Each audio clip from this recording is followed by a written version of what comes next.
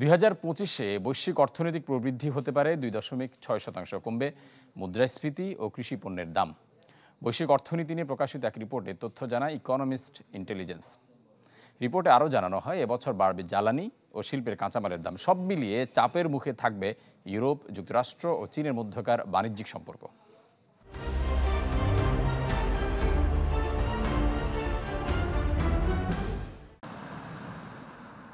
ভূরাজনৈতিক অস্থিরতা কাটিয়ে কেমন হবে আগামীর বিশ্ব তা নিয়ে চলছে জল্পনা কল্পনা।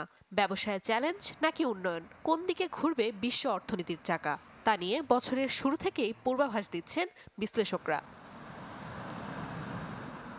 ইকোনমিস্ট ইন্টেলিজেন্সের পূর্বাভাস বলছে, চলতি বছর বৈশ্বিক অর্থনৈতিক প্রবৃদ্ধি হতে পারে 2.6%, যা মহামারীর আগের দশকের চেয়ে কম।